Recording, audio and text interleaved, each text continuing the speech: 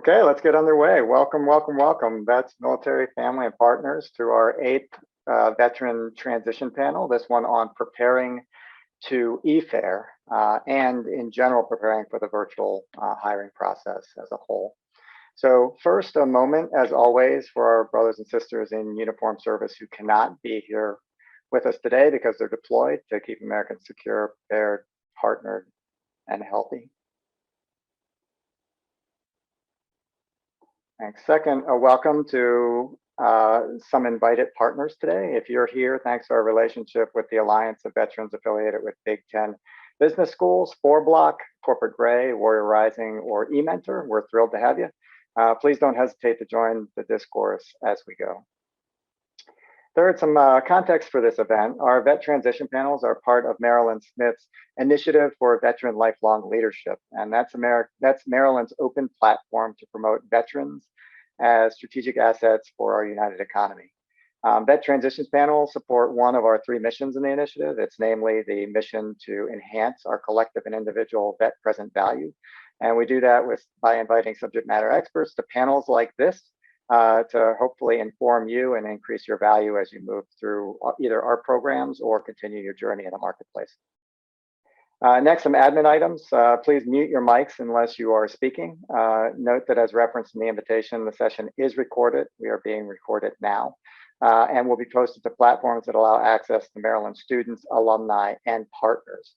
So your participation from this point on implies consent to that recording. Okay, so getting into it, here's our agenda for today. We'll start with a pop quiz just to kind of warm people up and get them engaged. Then we'll move on to our panel discourse, and we'll end with engagement of the panel, open questions, and wrap it up at the top of the next hour.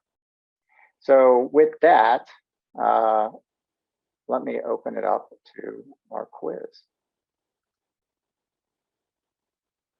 All right, we'll call time. That takes us through the minute. And the poll. Share the results. And you should still see my screen, so we'll go through the answers. So how did we do?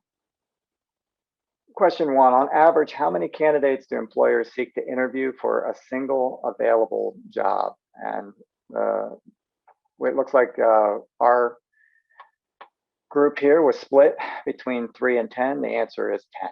So keep that in mind as you go into the job market. There are usually 9 people around you on average for any given job that will be interviewing.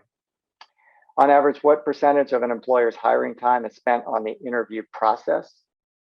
2/3, right? Not only that, employers report an average of 30 minutes to 2 hours spent on just scheduling each interview. So again, think about that. You've got 10 people, each job that they're doing. If up to 2 hours they're spending scheduling one, you can see how labor intensive that becomes. Question 3, since the pandemic started, how many recruiters have shifted from conducting interviews in person to virtual interviews? And yeah, it looks like the majority of you hit it on the head, 86%. So that is the trend, obviously. What percentage of recruiters claim they would reject a candidate for not being appropriately dressed? And again, the majority of you hit the answer correctly, 71%.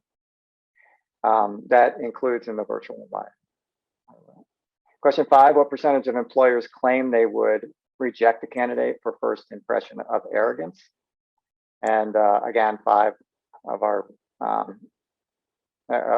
answering surveys said 76%, so that's correct. So keep that in mind. 3 out of 4 recruiters will turn off the screen if they or at least not recontact you if they think you come across arrogant. What percentage of employers claim they would reject a candidate for lack of professional presence or activity on social media? I was actually a little bit surprised. I thought it would be what you responded. The majority of you responded, 65%, but no, actually it's 41%. But that does seem to be growing. And question 7, what is the average time from first interview to job offer? And actually none of you selected it, but the answer is 24 days. 24 business days though. So even though it's not 30 days, those 24 business days are more likely to reflect as a full month on average. And again, that's an average, so it could be longer. So what are some of the takeaways? Number one, the hunt is competitive, but it's also very time consuming for employers. Digital presence is mattering more and more in the marketplace. Expect at least a month from flash to bang if you're successful, right? And that means if you're the successful first candidate, because you may not be the first pick from that. And so it may be longer if they actually reach out to somebody who is their preferred hire, but then they default to you. And in the bottom line, there's not a moment to lose really in this process. So into the panel, what we're going to talk about here really is we're going to focus on kind of three themes in our discussion around sort of the e-hunt, if you will, right? What tactics, techniques, procedures have been learned from veterans as they've gone through the virtual career hunt? What is the employer's perspective on this shift into the virtual recruiting space? And then how can you use both of those to prepare to hopefully be at the top of the list after that 30 days when they call you? We've got a great panel today. Thank you to our panelists. Katie Finnegan, an Air Force vet, Smith MBA, out of our online MBA program, currently working as senior manager and moderation core function at Roblox in San Francisco, California. Carl Savino is an Army vet and the president and founder of Corporate Gray in Fairfax, Virginia. And Corporate Gray has been a longtime school and initiative partner. So thanks for being here, Carl. Carl also is the co-author of a military to civilian transition guide. And finally, Rachel Locke, executive career coach with our own Smith Office of Career Services. And that office has been a longtime supporter of veterans and our initiative. So thanks for being here as well, Rachel. So I'm going to go ahead and stop my share now as we get into the panel and start with Katie. Katie, you just went through the transition, the military transition. You just scored a great job, and you did a lot of it online, obviously. So talk us through, what you learned in that process, and what do you wish you had known at the beginning of it? What do you know now that you want to pass on? Yeah, absolutely. Thanks, Frank. I'm so happy to be here with all of you. Happy Friday. I know you all are very busy with your careers and then also balancing the MBA program. Trust me, I was there, so I get it. But it's really good to take advantage of this time as you prep for the transition. So as Frank mentioned, I just recently went through my transition process in September. I spent most of the summer last year preparing for interviews and things like that. And I was very fortunate to get a job with Roblox out in California. But at the very beginning, I started with virtual career fairs, and I was certainly underprepared. I had my resume ready, I had my LinkedIn profile ready, but that was only the beginning of what I actually needed going into these career fairs. So here's some tips that I can provide, things I wish I had known going in.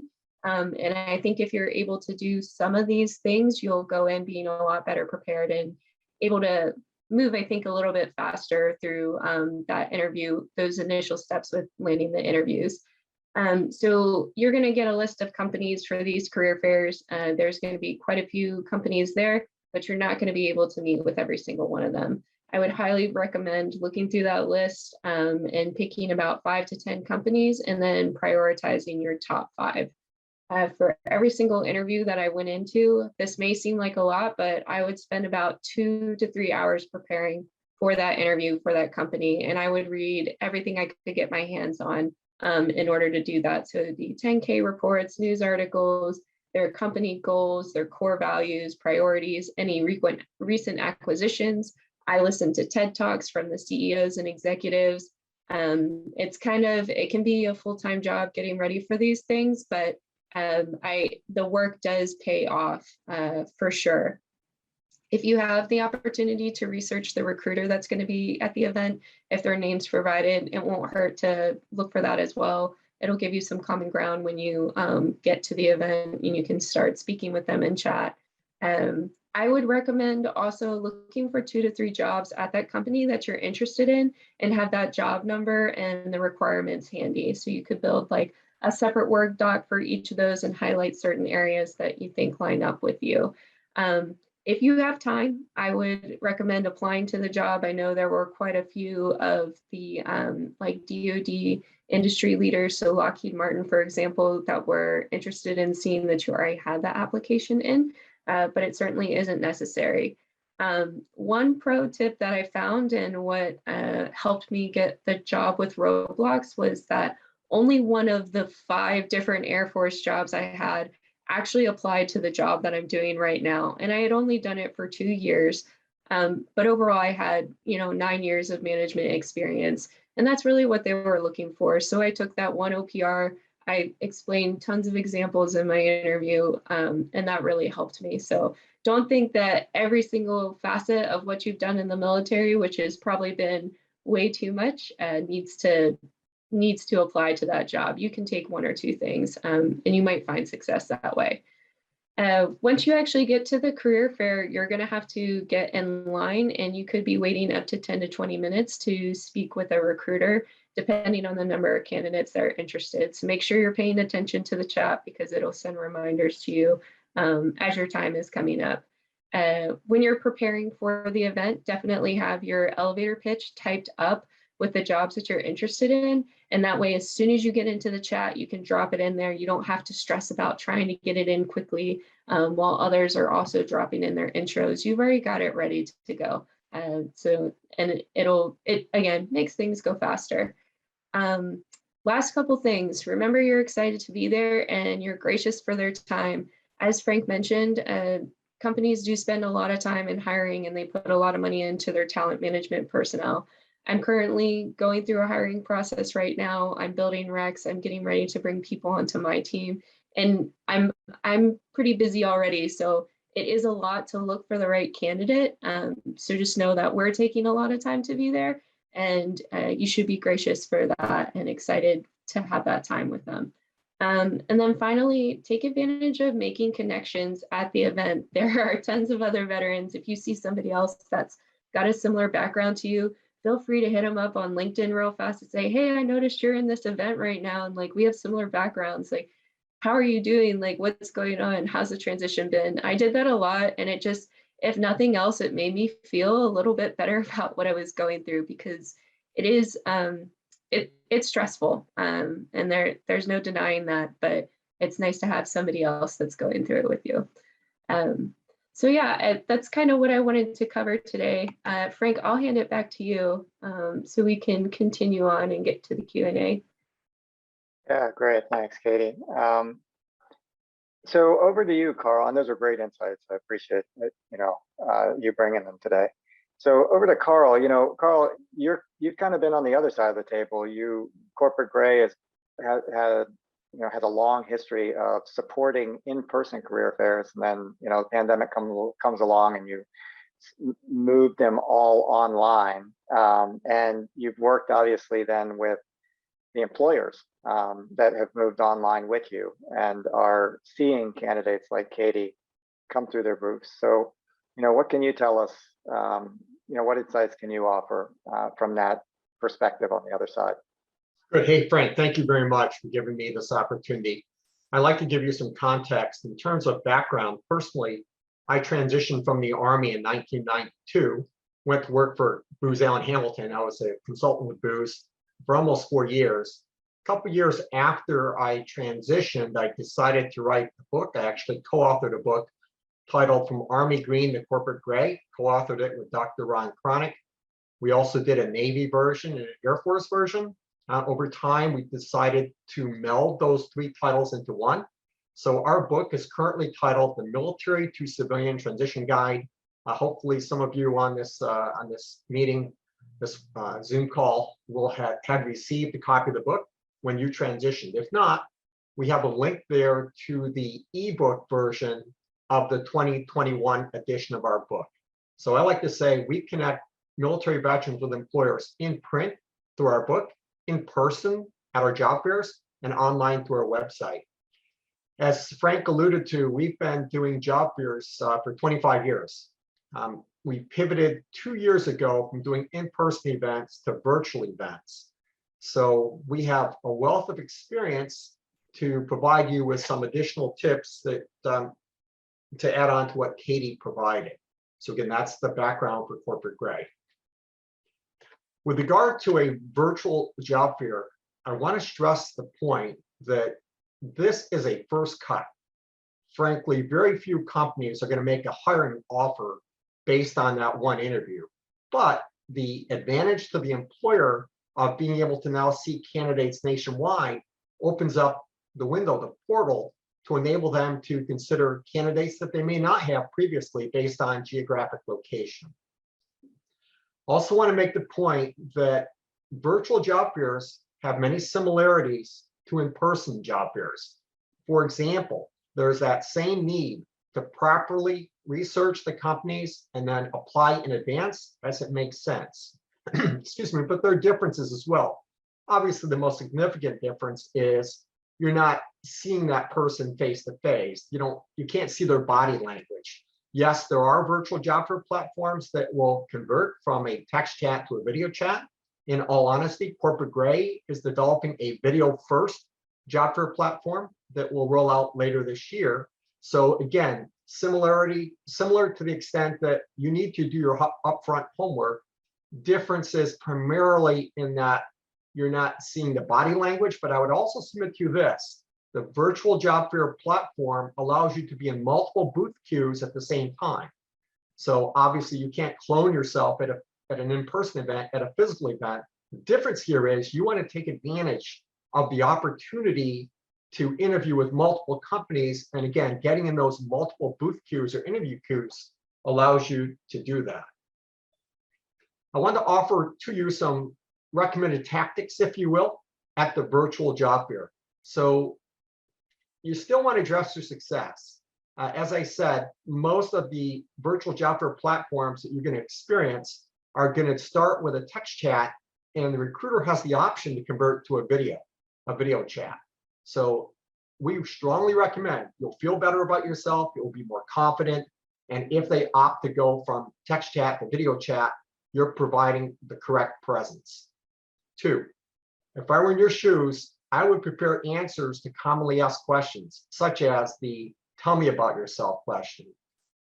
I would be typing those into a Microsoft Word document so that I can quickly copy and paste during the virtual job fair. Most of the virtual job fairs that we have seen, you have about 10 minutes to interact with that company recruiter. And unless you're a speed typist, it's a heck of a lot faster and easier during the event when you're already under pressure to copy and paste, as opposed to trying to think about your answer. So again, look at the types of questions that are most typically asked. The "tell me about yourself," "why do you want to work here," "what do you know about us," and refer to some of the research that Katie had referred to earlier. I think those are spot on in terms of doing your homework. I also think conversely that you ought to be jotting down some questions to ask that recruiter and maybe your LinkedIn contacts. Your LinkedIn contacts can be who obviously working at those companies can be extremely helpful to you. So again, you want to keep them in the loop. And then lastly, I suggest that you search and apply for positions in advance. Companies want to see that you've been proactive, that you're truly engaged and having interest in potentially working for that company. So I would recommend that the 10 or 15 minutes that you spend talking or text chatting to that recruiter be focused on, here's why I think I'm a good fit for this particular opportunity, as opposed to the dreaded, "tell me what you have. I've got X number of years of experience in the Army, Navy, Air Force, Marine Corps," whatever the case may be. No, that's not the right approach. The right approach in my book is, I've done my homework. I have researched the different job opportunities that your firm has, and I've applied for those that I think best align with my skills and experience. Let me tell you how Corporate Gray does it. I think the 3 big questions that you want to approach is, A, you need to research the companies. So when you're on our site, this is a screen capture from a from Corporate Gray's website, where you can click on View Attending Employers. So for the next job fair that Corporate Gray will be holding, you can do a screen. You can visit that web page. In the first column, you'll see the company name. Well, that's a hot link to their profile page. On that profile page, you'll get a quick synopsis of the company. You'll also have a link to that company's website. And if they have posted jobs, you'll see those jobs on the right side. Speaking of jobs, the second column, we scrape the company's jobs. All that means is we electronically access all the job opportunities that that company has listed on their website and import those in the Corporate Gray Online. So we're doing this so that when you click on the number of jobs, it's going to open up a job search specifically for that company, for their jobs. You can then winnow down by applying additional filters to identify positions of interest that, again, that align with your skills and interests. I will share with you that over a third of all hires, at least here in the DC area, come as a result of employee referrals. So we can't stress enough, I can't stress enough the importance of linking up, contacting your LinkedIn contacts. When you click on that LinkedIn network button, it's going to run a people search for you, for your LinkedIn connections. So you want to make sure, obviously, that you have a LinkedIn profile. So again, when you click that network button, you're going to see who your first, second, and third level connections are at that company. Typically, of course, I would suggest starting with your first level connections, but if you don't have any, you might want to go down to the second level connections. But again, you can ask those people some questions, for example, that may not be appropriate to asking for the recruiter. For example, you might want to know, hey, how many days off? You know, there are certain questions that are not appropriate, frankly, to ask a recruiter up front, but you can get some of that information from your networking contacts. Also, though, more importantly, I think you can ferret out from them, what's the corporate culture like working here at ABC, at your firm, right? What's the best approach that I can take in terms of applying for a position with your company? What type of resume format does your company best like? So again, use those LinkedIn contacts, your networking contacts, especially veterans, to help you get and garner additional information that you're going to find effective and appropriate when being considered by those companies. So as Frank said earlier, you know, what is it from the employer's perspective? What do they see? Well, first, so this chart talks to that. So remember that companies basically need to winnow down. They've got many people applying for different opportunities. I would submit that there's more than 10 per job. I would submit, from our experience anyhow, it's much higher than that. So let's not forget that those companies are seeking people who have the right skill set and the right experience specific to their needs. The degrees that you have ought to align with their openings. So again, if the need is for something very technical, as opposed to something that's management consulting related, certain degrees and certifications are going to line up better. Since we are doing military-focused job fairs, many of the companies that are participating in our events are looking for people with a security clearance, a Department of Defense security clearance. So if you have a DoD security clearance, I recommend that you put that on your resume. Remember that clearance is good for 24 months, 2 years after you've been read off. So again, it's easier for a company that needs someone with a clearance and the skill set and the degrees to quickly have your clearance reactivated by the government.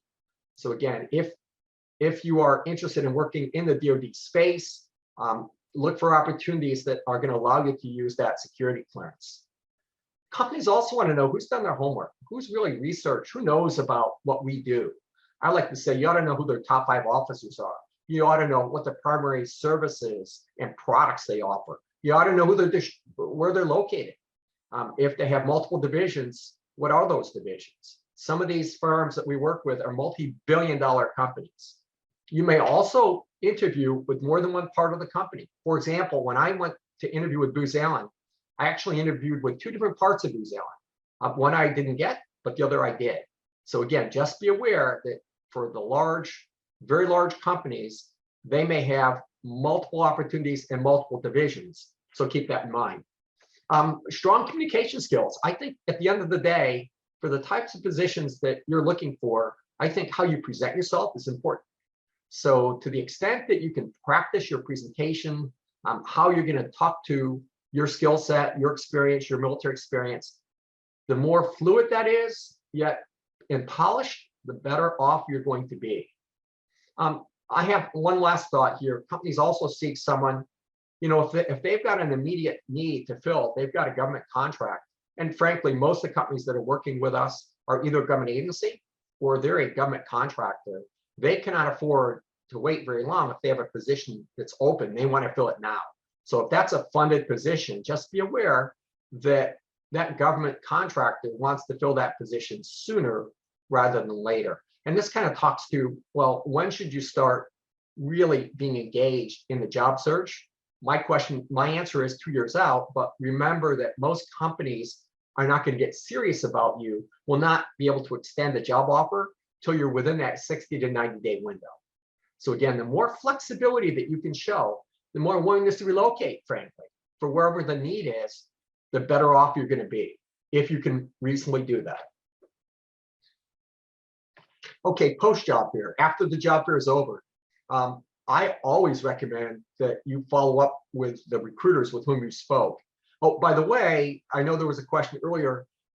Ideally, you want to be able to identify who the recruiters are. We allow you to do that in the corporate grade virtual job fair platform. When you're participating in our events, before the event begins, you can gain information about the company. I already share with you, you can see their jobs, you can see their profiles, you can see uploaded documents, but you can also see who the recruiters are that are registered to interview with them. And what should you do? You should take their names, pop them into LinkedIn, and get as much information as you can. Okay, now to my last slide.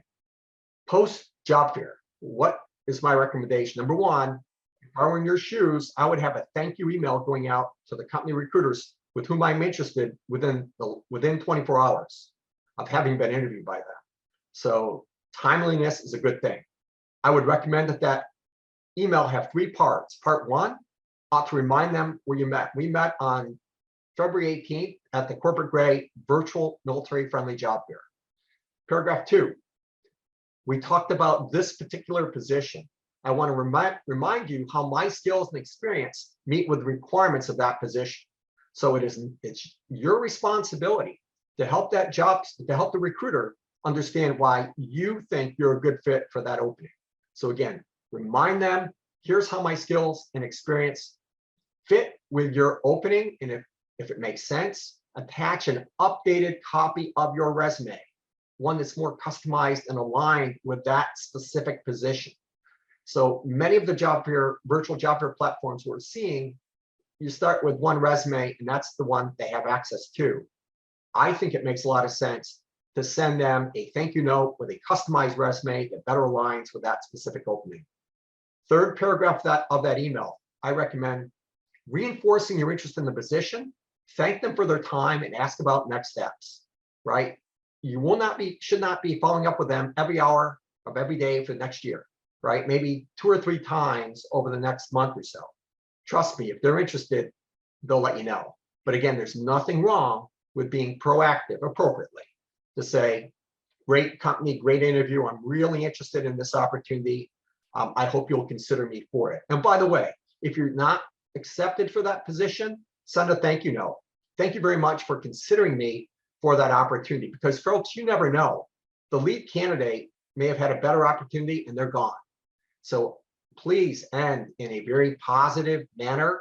Never burn any bridges or you will regret it. Okay, so if that ends my talk, I am going to stop sharing and turn it over to the next person. Rachel, I think that's you. Yeah, terrific, Carl. Thanks for that. I'll tell you, really follow Carl's advice because it comes from 25 years, not just in the market, but working with employers who then come back to him after his fairs and can tell them what works and what doesn't work from their perspective.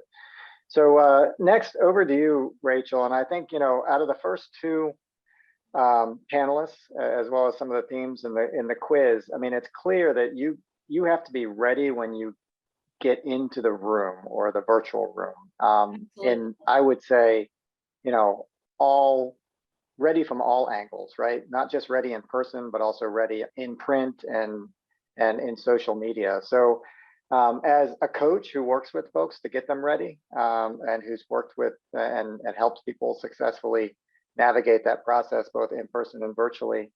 How do folks prepare themselves? Yeah, first of all, thanks for the opportunity to be here. It's great to see so many folks here today on the call. Katie and Carl have just covered some great points, some great material, and I'm just going to add a few other thoughts and reiterate a few of the things that they've said. Can everyone see my screen, first of all? Okay, excellent. So we've talked about the importance of, doing your research ahead of time, preparing ahead of time, knowing the companies, knowing the job positions. But in this new virtual world, it's really important to also familiarize yourself with the technology as well. So just in the career fairs that we've done at Smith, they all look a little bit different. So you may have a career fair where all of these functionalities or platforms are used. So you want to make sure that you look at the host site a couple days ahead of time. If you need to set up an account in WebEx or Microsoft Teams, if you need to set up a profile on a platform like Career Eco or Relish, you don't want to be having to figure that out the day of or the night before the fair. So, and even within the same fair, you might have to toggle between, this employer prefers WebEx, or this employer prefers Microsoft Teams. So that's just another part of the, the advanced prep that is really important. And Carl touched upon this, as the format may be different, the primary form of communication might be straight ahead text. That's open to all attendees. And in addition to your own questions and answering the questions, it's also good to observe the other questions that the other potential candidates in the room are asking. If they hit upon one of your questions, ask something else that you want to know. And then depending on the structure of the fair, you may be invited to schedule an interview based on the resume that you've submitted, or based on a chat maybe based on a text chat in an open room. You may then be pinged and say, hey, Frank, we'd really like to talk with you at 1 o'clock this afternoon. Another thing I want to mention, I don't think Carl touched upon, I know with the fairs that we've had, sometimes all the employers aren't there during the entire bandwidth of the fair time. So if you want to talk to Booz Allen, you want to make sure that you know when those Booz Allen reps are going to be there. And if they're only there from 10 to 2 and the fair goes from 10 to 4, you want to make sure you plan your schedule your day accordingly. So that's just, kind of be flexible and be ready to interact in a couple different capacities. And then, we've talked about all the advanced preparation, but then once you get in front of that recruiter, what do you say? And both Katie and Carl alluded to this. You want to come across with a lot of energy across the screen. As Carl mentioned, you don't have the in-person body language. So you want to smile a lot. You want to be excited about being there. Some people refer to it as an elevator pitch. We typically call it your TMAY, or your tell me about yourself.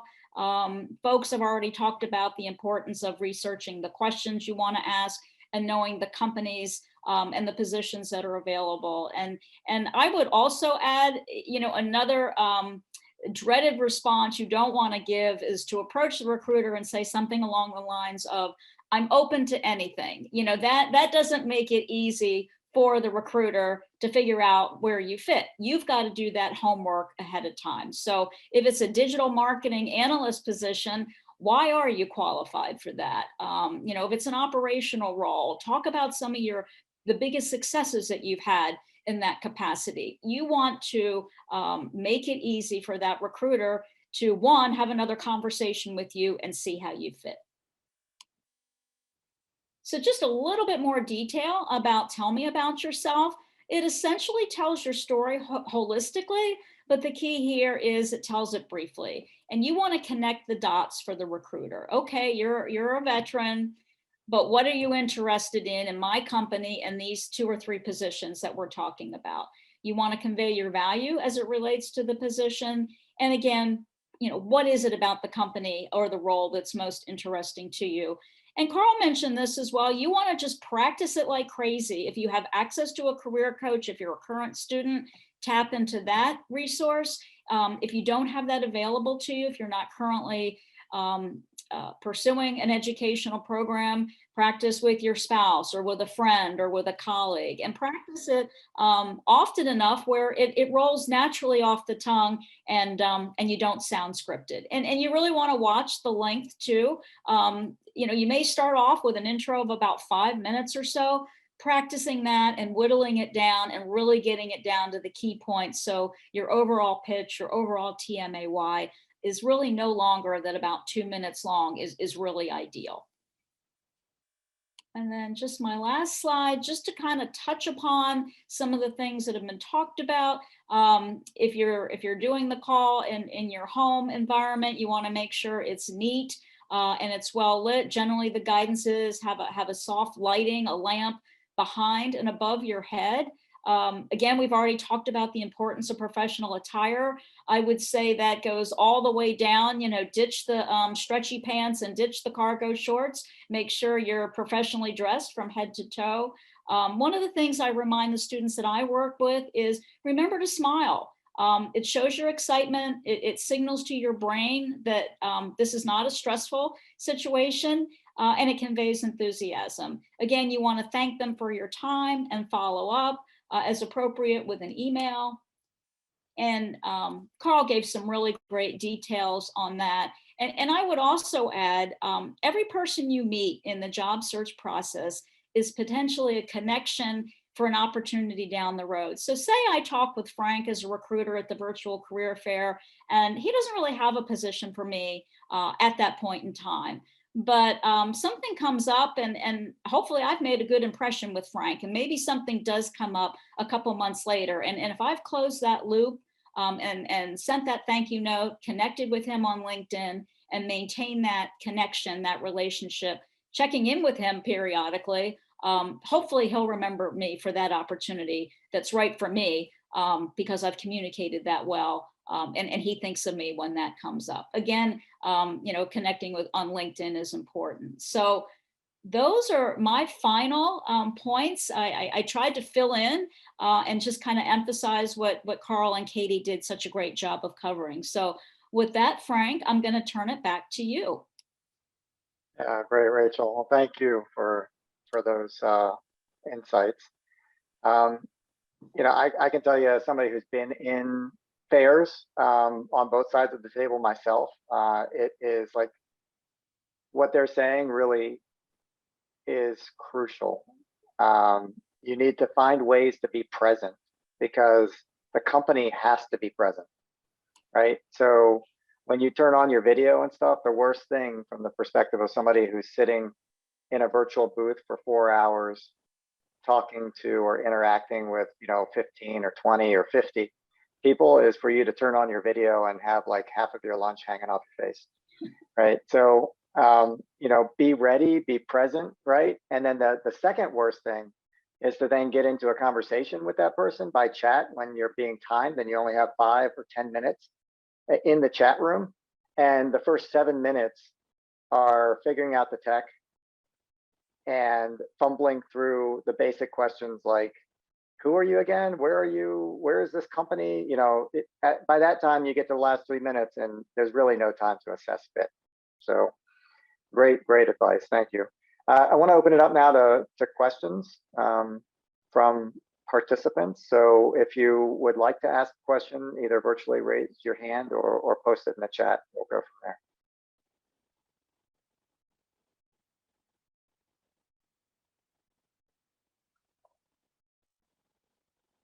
Awesome. We got a couple questions, a couple hands raised. So Michael O'Hara, do you want to start? Yes, thank you all for being here this afternoon. Great information. I took down a lot of what you said here. It's definitely going to make me successful as I move forward. Quick question. So I'm sitting about 18 months out from my EAS, out of my branch of service. And I was wondering how soon is too soon to start really engaging with these companies. I know, Carl, you mentioned 2 years and then getting closer to the 60, 90-day window. Can you expand on that at all? Yes, I recommend participating early in the process, but sensitizing, making sure that the recruiter understands that you're still 18 months out. that you are participating for the purpose of gathering additional information to see what would best serve you in terms of your background. Does it make sense to get my executive MBA, to get ABC certification exam? So those are my thoughts, is that I don't think it's too soon at 18 months to be participating. Just be appropriate and caution the recruiter that you're there early so that you're respectful of his or her time. Great, thank you. And that's terrific. That is terrific advice. I'll add on to it. One analogy I use sometimes is that you're starting a season, not a single game, right? So the earlier you even start the scrimmage, and then start your initial games, right? Because you're probably going to lose your first few games, and that's okay because you're going to learn from that and then get better. But the only other thing I want to say, add to what the great advice Carl gave, is keep in mind that federal jobs in particular, if you're going for a GS job, they can take up to 6 months, sometimes 8 months for that process to play out. So especially if you're going for a federal job, don't shy away from starting that process 6 months, 8 months, before you're ready to actually come to work. Thank you, gentlemen. Adrian, you want to go next? Sure, thank you. So my question is, I guess pointed towards Katie or maybe Carl. So kind of on the opposite end of the last question. So I'm closer to 8 months out from my EAS, and I'm thinking about doing the Skill Bridge program. I'm not sure how many of you have heard about it, but if you could give me a little bit of information on how that experience works, since they, at least on the military side, they kind of say not to even apply until you're 6 months out from EAS. So if there's anything you can add to that. Yeah, so I'll go ahead and start. SkillBridge takes a little bit of planning. I would say that I ran out of time in order to do that. And something to keep in mind, I think it's a great opportunity for you to get a peek ahead of time of what it's going to be like to be a civilian, because there's some differences for sure. Like, we all know that. But you're going to be learning a new job. You may not necessarily get hired by that company into your next role. You're still going to have to continue to job hunt during that 6 month time while you're kind of in an internship role with that company. So I'm not discouraging, just take that into consideration. Can you handle learning a new job while also taking on this secondary responsibility of researching and looking at companies and continuing the interview process? Just something to keep in mind. But I definitely, if you can make it work and you can fit it into your timeline, I say go for it. And I'll hand it over to Carl for additional insights on that. No, I think you hit it spot on. I have no further comments. I'll add one from accompanying some folks through SkillBridge. So there are kind of two stories that come out of SkillBridge. One is person does SkillBridge, they had a great experience. They love the industry that they were exposed to in the company. It converts into a job, which most companies in SkillBridge are expecting a conversion unless something just doesn't work out. And then they're underway in their new career, and it was awesome. The second story is they got into SkillBridge, they discovered that it really wasn't what they're interested in, right? And now they're committed for several months to, head down, working in the industry. It converts to an offer, but it's not the industry they want to be in, right? And so in that case, you really have to, of course, like Katie's saying, work on the side, find out where you actually want to be. You got some good industry exposure, right? But it's not in the industry you want to be in.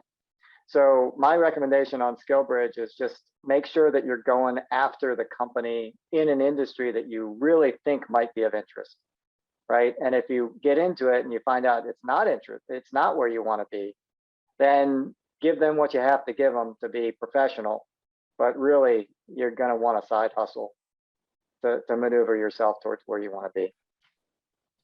Frank, just one other thought, and that is, if you do participate in the DoD Skill Bridge program, I would think, make sure you want to continue to do your job, whatever is needed. Skill Bridge, my understanding is it's a part-time gig. Yes, it's an internship opportunity. Yes, it's an opportunity for you to see them, they to see you. But at the end of the day, if you're looking for referrals from your last boss, I still think you want to do a credible job in that last assignment up to the end. So that would be my only cautionary note. SkillBridge is a great program, last 180 days, beautiful thing. Just be careful that you don't alienate your boss in that last assignment. Thank you. Scott, your hand is raised. Awesome. Yeah, thanks, Floor is Frank. yours. And thanks to our three panelists for being here today. My question is, if you're interested in a particular company, but don't see a current opening for the position you're seeking, is it appropriate / worth it to still try to speak to a recruiter at a virtual job fair?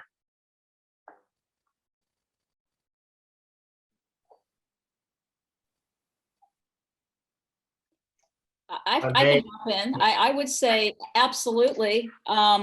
Again, preface your comments with, I happen to notice, you don't have any operational positions open now, but that's really my interest. And I see, from my company research, you'll be able to explain what they've, what's interesting to you about that kind of role. And again, you're starting to form a relationship. It gives you a reason to connect with them on LinkedIn. And, again, maybe Frank remembers you 3 months from that fair and said, oh, I remember Scott was really interested in operational roles. I want to loop back and connect with him.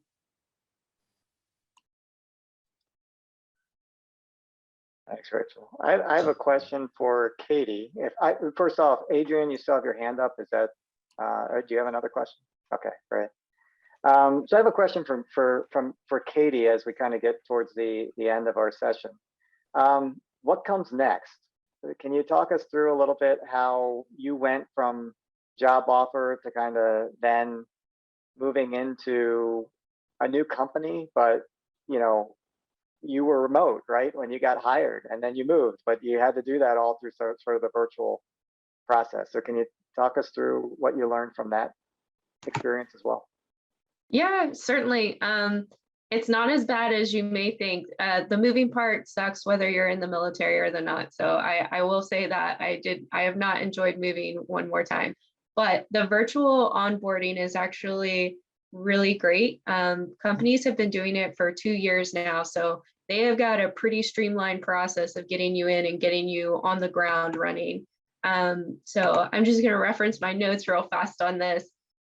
Everyone was really positive. They wanted to help me. Also, because I'm working in the tech industry, it took me 20 minutes to get my systems and all of the accounts that I needed set up and ready to go, which, I mean, it kind of blew my mind. We all know how hard it is when you PCS to a new base. It's going to be 2 weeks to a month before you're going to have your accounts and you can actually start contributing to the mission. I was like, first day, I'm already like sending emails and setting up intro one-on-ones. Our company has a very heavy meeting culture. So they kind of expect you to be setting up one-on-ones with different people on the team and cross-functional teams that you're going to be working with. So that was very normal, and they encourage that. That first month, like, you are in super learning mode. So you want to set up as many one-on-ones as you can. And you'll find the people that like, oh yeah, I'm going to have to meet with this person on a pretty regular basis. And then there are other people where you may be talking to them once a year, and that's okay too. And feel comfortable to ask them like whatever question you want, whether it's about like just the culture of the company, or if you have something specific about your job. I learned along the way other people who had done this job before me, and a couple things that didn't work out very well for them that I could kind of improve upon. And I would also look at maybe finding that person that's willing to give you insight into the politics of the company. I've been working with my company for 4 months, so it's something that I'm just figuring out now through like small mistakes that I made, that, oh, there are some like there's some politicking here. Like we have that in the military. That's totally normal. And that's normal in every company. But you have to find the right person that's willing to like grab some coffee with you virtually, of course, and kind of give you that insight. And the last thing that I'll say is that we have an unofficial cameras on policy. So every meeting that we go to, we have our cameras on.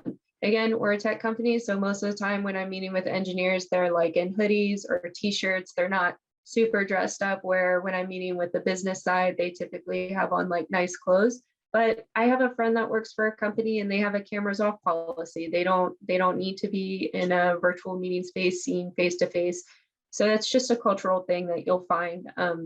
And if you're curious about it, once you get hired, you can probably ask your recruiter, because they're gonna kind of hold your hand through the onboarding process as well. And you can get some familiarization with that part of the culture. But overall, I will say my onboarding experience virtually has been fantastic. It's almost like being in the office, but not quite. Frank, I would offer that some companies have a veteran network. So Katie alluded to finding a mentor. So I'm a huge fan of finding a mentor. That's someone who's typically at your level or one level up in the organization, so that when you come to that fork in the road, you could go left and you could go right. Kind of nice to talk to someone who's a fast mover within that company who can give you good advice. I would also offer, after you've secured that position, it's important to build relationships within the company as well as within the industry. A little bit harder to do virtually, but join some professional associations in your career field and be active in them. So again, the fact that you are, for the most part, working virtually should not preclude your ability to enhance your personal network. And again, be proactive, say the right things, act the right way. Yeah, that's great advice. You know, one thing I learned myself in military transition, and then, you know, I've seen with a lot of other vets who've gone through our programs is, you know, the transition doesn't end when you get your first job. I mean, I know that, like, because guess what? You've set up those one-on-ones. So you've just spent like, you know, 2 months, you know, refining your tell me about yourself. And then, you know, you go into the company and your first month of one-on-ones, guess what they ask you? Tell me about yourself, right? And you're just like saying the same thing, right? So, and then your reputation is built off of how well you've refined that. So the second thing I'll say that I've noticed, that I've learned accompanying veterans through transition, is be careful how smooth you ask for your transition to be, because you just might get that and you might regret it. And the reason I say that is things like SkillBridge, and again, SkillBridge is a wonderful, wonderful program.